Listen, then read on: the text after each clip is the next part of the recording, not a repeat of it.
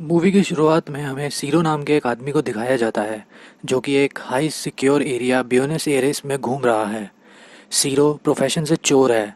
जब वो वहाँ घूम रहा होता है तो उसकी नज़र एक कार पर जाती है और वो स्मार्टली उस कार के गेट को खोलकर अंदर जाकर बैठ जाता है। सबसे पहले वह कार का म्यूज़िक सिस्टम निकाल कर अपने बैग में रखता है और उसके अलावा उसे जो भी मिलता है वो उसे बैग में रख देता है। अब सब कुछ बैग में रखने के बाद वो कार के अंदर ही अजीबोगरीब हरकतें करता है। इसके बाद जब वो बाहर निकलने के लिए कार का दरवाज़ा खोलता है तो कार का दरवाज़ा नहीं खुलता।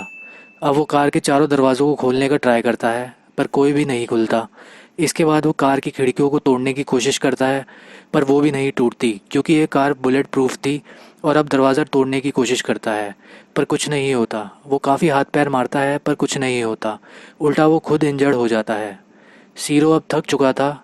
अब वो अपनी गन निकालकर ग्लास को तोड़ने की कोशिश करता है लेकिन बुलेट प्रूफ होने की वजह से बुलेट रिवर्स हो जाती है और उसके पैर पर लग जाती है। ये देखकर वो पैनिक हो जाता है क्योंकि उसको उस जगह हैवी ब्लीडिंग हो रही थी जिसे वो अपनी टी शर्ट से बांध कर रोकने की कोशिश भी करता है। अब सीरो अपनी वाइफ को कॉल करने के लिए अपने बैग से फ़ोन निकालता है। तभी वो देखता है कि एक लेडी उस कार के शीशे में अपनी लिपस्टिक को ठीक कर रही है। सीरो उसे आवाज़ लगाता है, ग्लासेस को ठोकता है पर उस लेडी को कुछ भी सुनाई नहीं देता। कार के ग्लासेस ब्लैक होने के साथ साथ साउंड प्रूफ भी थे। अब वो लेडी अपनी लिपस्टिक ठीक करके वहाँ से चली जाती है और सीरो चिल्लाता रह जाता है। इसके बाद सीरो फिर अपना फ़ोन उठाता है अपनी वाइफ को कॉल करने के लिए तो देखता है फ़ोन की बैटरी डाउन हो चुकी है। अब धीरे धीरे सीरो की हालत ख़राब हो रही थी। रात हो चुकी थी और अभी तक सीरो कार के अंदर ही फंसा हुआ था। वो हर कोशिश कर चुका था पर कार से नहीं निकल पाता। अब सुबह हो जाती है और सीरो का भूख प्यास से बुरा हाल हो रहा था। और सबसे बड़ी बात यह थी कि अभी तक कार के ओनर का भी कुछ पता नहीं और बुलेट से भी वो घायल था। उसे जल्दी ही कार से बाहर निकलना होगा नहीं तो मर सकता है। अब कार पर ओस इकट्ठा होने लगी थी तो सीरो उसे चाट कर अपनी प्यास थोड़ी शांत करता है और इसके बाद जो म्यूज़िक सिस्टम उसने निकाला था उसे वापस से कार में लगाता है और गाने सुनने लगता है और वो बहुत इन्जॉय भी करता है। तभी उसका फेवरेट सॉन्ग प्ले होता है जिसे वो काफ़ी इन्जॉय करते हुए थोड़ी देर के लिए अपनी सारी प्रॉब्लम्स को भूल जाता है। थोड़ी देर बाद फिर वो वापस से गेट खोलने और तोड़ने में लग जाता है। तभी स्टीरियो पर किसी का कॉल आता है।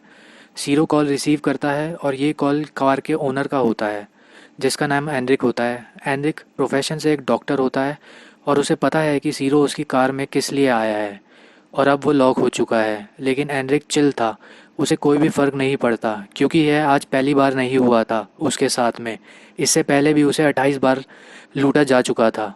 अब एनरिक सीरो को बताता है जब उसने म्यूज़िक सिस्टम निकाला तो कार का सिक्योरिटी सिस्टम ऑन हो गया और मेरी कार बुलेट प्रूफ के साथ साथ साउंड प्रूफ भी है, मतलब अंदर की आवाज़ बाहर नहीं जा सकेगी। सीरो जितनी चाहे कोशिश कर ले। और एनरिक कहता है कि मैं यहाँ बैठे भी अपनी कार को कंट्रोल कर सकता हूँ। एनरिक की बातें सुनकर सीरो को गुस्सा आता है और वो बोलता है कि वो प्यासा है, भूख से उसका बुरा हाल है, वो यहाँ पर धीरे धीरे मर रहा है। पर एनरिक की कॉल डिस्कनेक्ट हो जाती है। अब कार का एसी ऑन हो जाता है जो कि खुद एनरिक ने किया था। तो थोड़ी देर बाद सीरो की ठंड से हालत ख़राब होने लगती है। उसके लिए ठंड बर्दाश्त करना मुश्किल हो रहा था। अब वो सबसे पहले अपनी टी शर्ट जो उसने अपनी चोट पर बांधी थी उसे वापस पहन लेता है और उस चोट पर अपनी पैंट फाड़ कर बांधता है और एसी की विंडोज़ को ब्लॉक करने की कोशिश करता है पर कुछ फ़र्क नहीं पड़ता। कुछ टाइम बाद एसी बंद हो जाता है और तब तक सीरो की हालत बहुत ख़राब हो चुकी थी। तभी एनरिक का कॉल आता है और कहता है कि मैं तुमसे एक सवाल पूछता हूँ, अगर उसका सही जवाब दिया तो मैं तुम्हें पीने के लिए पानी दूंगा। और वो सवाल पूछता है कि अगर तुमने अपने बेटे को चोरी करते हुए देखा तो तुम क्या करोगे। एनरिक उससे ये सवाल इसलिए पूछता है क्योंकि उसका एक बेटा था। सीरो बोलता है वो उसे पुलिस स्टेशन लेकर जाएगा लेकिन एनरिक बोलता है कि ये गलत जवाब है। उसका बेटा उसका है और उसे सिर्फ वही ठीक कर सकता है जिसके लिए तुम खुद एग्जाम्पल सेट करोगे तभी वो ठीक होगा। एनरिक की बातों से ऐसा लगता था मानो वो पुलिस और क्रिमिनल दोनों से सताया हुआ है क्योंकि 28 बार उसे लूटा जा चुका था। तो गलत जवाब देने की वजह से सीरो को पानी पीने के लिए नहीं दिया जाता। अब सीरो भूखा प्यासा कार के अंदर से बाहर देख रहा था और वो कर भी क्या सकता था। तभी वहाँ पर उसकी एक उम्मीद की किरण जागती है। उसे एक पुलिस ऑफिसर नज़र आता है और वो पुलिस ऑफिसर उस कार को नज़दीक से देखने भी लगता है। ये देखकर सीरो उसे सिग्नल देने की हर कोशिश करता है पर कुछ भी नहीं होता, बल्कि वो ऑफिसर उस कार का चालान काट करके उसी पर लगा के वहाँ से चला जाता है क्योंकि कार के ग्लासेस ब्लैक थे जो उस जगह अलाउ नहीं थे। सीरो वापस से शांत होकर बैठ जाता है सीरो का प्यास से गला सूख रहा था जबकि बाहर बारिश हो रही थी। तभी एनरिक का वापस से कॉल आता है और सीरो से वो उसका पूरा नाम और आईडी मांगता है। सीरो उसे दे देता है जिसके बदले उसे वो पानी देता है जो कि कार के ग्लासेस वाला गंदा पानी था। सीरो के पास में कोई और ऑप्शन भी नहीं था और उसका प्यास से भी बुरा हाल हो रहा था, तो वो उसे बिना सोचे समझे पी लेता है। हालांकि उसकी तबीयत बिगड़ सकती थी और अब वो थोड़ा रिलैक्स फील करता है। वापस से रात होती है और वो कार के अंदर से बैठा बस लोगों को आते जाते देखते हुए सो जाता है। नेक्स्ट डे जब एनरिक का कॉल आता है तो वो उसे बताता है कि उसे गोली लगी है, साथ ही में उसे फीवर भी है। सीरो को लगा एनरिक एक डॉक्टर है जिसे भगवान का दूसरा रूप मानते हैं, तो वो उसे हेल्प करेगा और छोड़ देगा, पर ऐसा नहीं होता, बल्कि वो कार का हीटर ऑन कर देता है। अब हीटर ऑन होने की वजह से सीरो की हालत और ज़्यादा ख़राब होने लगती है क्योंकि उसको चोट भी लगी थी और फीवर भी था। कुछ देर बाद हीटर भी बंद हो जाता है। अब सीरो को कार के ड्रावर में कार का मैनुअल मिलता है, तो वो उसे पढ़ने लगता है, लेकिन उसमें उसके काम का कुछ भी नहीं मिलता सिवाय उसके पेपर के। तो वो उन्हें खाने लगता है क्योंकि उसके पास में और कोई ऑप्शन भी नहीं था और वो 3 दिन से भूखा था। अब पेपर खाने के बाद उसे प्यास लगती है पर उसके पास पानी भी नहीं था, तो वो खुद का यूरिन पीता है। तब वो देखता है कि एक दूसरा चोर उसकी कार के गेट को अनलॉक करने की कोशिश कर रहा है, लेकिन उसकी किस्मत अच्छी नहीं थी और वो पकड़ा जाता है और उसे पुलिस को दे दिया जाता है।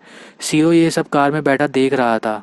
रात वापस से होती है, फिर सुबह होती है और एंड्रिक का कॉल आता है और वो बताता है कि वो उसकी फैमिली से मिला और उसने उन्हें $1,00,000 भी दिए। आज एनरिक बहुत खुश था, इसलिए वो उसे खाने के लिए चॉकलेट देता है और वो चॉकलेट कार में ही कहीं छुपी हुई थी जो कि एनरिक के बताने पर उसे मिलती है। और आज इतनी कोशिश करने के बाद सीरो कार में एक छोटा सा होल भी कर देता है, लेकिन उससे भी उसकी आवाज़ बाहर नहीं जाती। और इस जगह हमको ये पता चलता है कि वो चोरी करने के साथ साथ लोगों को मारता भी था, मतलब वो एक किलर भी है।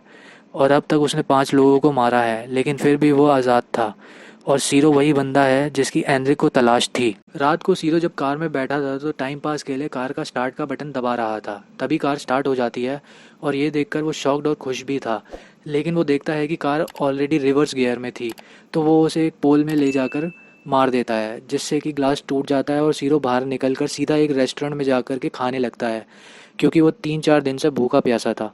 उसकी हालत भी ख़राब थी, लेकिन उसके पास में देने के लिए पैसे नहीं थे और जब वेटर उससे पैसे मांगता है तो वो उसे शूट करके मार डालता है। इसके बाद हम देखते हैं कि ये सब सीरो का बस एक सपना था। वो नींद से जाग जाता है और आज वो अपने बेटे को काफ़ी ज़्यादा मिस कर रहा था। तभी वापस से एनरिक का कॉल आता है। सीरो से बोलता है उसे ऐसे नहीं जीना और सुसाइड करने की कोशिश करता है, लेकिन वो नहीं कर पाता, जो कि बहुत मुश्किल था। तभी अचानक एनरिक उसके सामने आ जाता है और कार में आकर सबसे पहले सीरो से उसकी गन लेता है और उससे बातें करता है। तभी हेनरी को किसी का कॉल आता है और वो कॉल में बिज़ी हो जाता है। तभी सीरो मौका देखकर कार से बाहर निकलता है, पर अब वो इतना कमज़ोर हो चुका था कि वो लोगों के पास जाकर उनसे हेल्प भी नहीं मांग सकता था, इसलिए वो हवा में फायर करके हेल्प मांगता है। तभी हेनरी को उसे मारकर वापस कार में ले जाने लगता है। तभी वहाँ पर पुलिस आ जाती है और पुलिस के कहने पर भी वो सीरो को नहीं छोड़ता। कुछ ही देर में वहाँ पर पब्लिक और मीडिया भी आ जाती है, लेकिन एनरिक अभी भी उसे नहीं छोड़ता। अब वहाँ पर जितने लोग उतनी बातें होती हैं, कोई उसे छोड़ने को बोलता है, कोई पकड़ने का बोलता है, तो कोई मारने का बोलता है। इवन पुलिस भी यही कहती है कि उसको मारने से तुम्हें कुछ भी हासिल नहीं होगा, वो आखिर है तो इंसान ही। पर एनरिक किसी की भी नहीं सुनता। वो अभी भी सीरो पर गन पॉइंट किए हुए था। पर जल्द ही एनरिक को समझ आ जाता है कि सीरो को छोड़ने के बाद में उसका क्या होगा और उसके साथ में क्या किया जाएगा। अब वो सीरो को तो छोड़ देता है पर खुद वापस अपनी कार में जाकर हंसते हुए बैठ जाता है और तभी ज़ोरदार धमाके के साथ में कार और एनरिक दोनों ब्लास्ट हो जाते हैं। ये देखकर वहाँ मौजूद लोग पैनिक हो जाते हैं। सीरो को भी अरेस्ट कर लिया जाता है। सब कुछ नॉर्मल हो जाता है और हमें पता चलता है कि कुछ ही दिनों में सीरो को भी रिहा कर दिया जाएगा। अब सवाल ये आता है कि एनरिक ने खुद को ऐसे क्यों ख़त्म कर लिया। फर्स्ट तो उसे 28 बार लूटा गया और जब खुद उसने चोर को पकड़ा तो लोगों की नज़र में वो दोषी और गलत बता दिया गया, इसलिए लोगों को प्रूव करने के लिए एनरिक ने खुद को ख़त्म कर लिया। जबकि एनरिक तो बस सीरो को सबक सिखाना चाहता था कि वापस से वो ये सब ना करे और लोगों को पता चले कि चोरी करते समय चोर किस तरह कार में फंस गया और उसे किस किस प्रॉब्लम का सामना करना पड़ा, ताकि आगे से कोई भी चोर चोरी करने से पहले सोचे। यहाँ तो सिचुएशन ही उल्टी पलट गई और इसी के साथ ही ये मूवी यहीं पर एंड हो जाती है।